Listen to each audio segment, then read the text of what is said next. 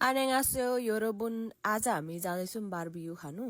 हाम्रो चाहिँ ढुक्कै जाने ठाउँ थियो हैन एउटा अनि नगएको अहिले 1 महिना आधी नै भयो किनभने अस्ति मिसन थियो एन्ड देन उता के गरेर जानै पाएन अनि फाइनली आज चाहिँ हामी जाँदै छौँ. त्यहाँको ओनरलाई चाहिँ हामी चिन्छौँ हैन अनि त्यही भएर मजा आउँछ. अहिले हेर्नु ल दे आर सो फनी के ओनरहरु. अनि चिनेको छैन भने उ चाहिँ मेरो बुढो हो हैन सोधिरहेको थियो सबैजनाले अनि अहिले चाहिँ उलाई पुरा कुक्रे भइसकेको छ हैन भइसालु भएर नि हिँड्दा पनि हो उफ्री हुन्छन्. अनि रेस्टुरेन्ट चाहिँ कहाँ छ भने नि यो दोङदुशेनमा हो के जिहेङ स्टेसनको तलतिर. लुक एट दैट कस्तो राम्रो छ. भित्र कस्तो राम्रो बनाएको रहेछ कि कति धेरै फुलहरु राखेर. अनि यो रेस्टुरेन्टको नाम चाहिँ हो ब्ल्याक एङ्गुस. एङ्गुस भनिसक्दा थाहा भयो होला के को रेस्टुरेन्ट भनेर. अनि पैसा चाहिँ अलि महँगो छ बट मासुको क्वालिटी इज सो गुड के सो गुड. अनि उनीहरु चाहिँ ओनर हो है. Look they are so funny के कस्तो रमाइला छन्. लुक एट दैट मासु दामी. अनि उ चाहिँ बुढा हो हैन ओनर अनि उ चाहिँ बुढी हो. दे आर सो फनी के. लुक एट द आम्मामा एउटा कोरियामा चाहिँ नि हैन एउटा खानाको परिकार मगायो भने नि साइड डिश आम्मामा 10-12 वटै आउँछ के को मासु भनेर थाहा भयो होला साथीभाइहरु. लुक एट द कस्तो राम्रो छ.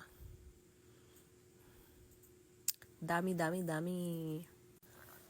अनि अहिलेको मेरो भ्लगमा चाहिँ नि यता उता गरेर खाकै आइहाल्ने रहेछ हैन किनभने हामी चाहिँ सारै धेरै खान्छौँ के बाहिर निस्केपछि अनि त्यही भएर भ्लगमा धेरै चाहिँ खाएको नै आउँदैछ है गाइस. अब अरु रमाइलो कुराहरु पनि आउँछ प्रिटी सुन. शुक्रबार चाहिँ साँच्चै हामी बलमा जाँदैछौँ हैन त्यतिखेर चाहिँ अलि राम्रो भ्लग आउँछ होपफुली हैन किनभने हामी पिङ्क्स एन्ड ग्रीन पनि लगाएको हुन्छौँ अनि लाइक राम्रो पनि देख्छ. यो मासु चाहिँ एकदमै दामी छ हैन तर आज हामीलाई सारै धेरै दियो कि कसरी खाइसक्नु जस्तै हुँदैछ. Look at that. मैले चाहिँ नि लुक एट दैट नभनी भिडियो बनिँदैन क्या. सबैले लुक एट दैटमा कम्प्लेन गराएको थियो हैन मैले चाहिँ लुक एट दैट भन्नै पर्छ क्या. अब हेर है साथीभाइहरुको भेनाजुले खाएको लाटो खाइदिन्छ नि आम्मा एक गाँस हेर त कत्रो छ आम्मा. मेरो टर्न आयो हैन भाइ बहिनीहरु. लेट्स सी कस्तो रहेछ.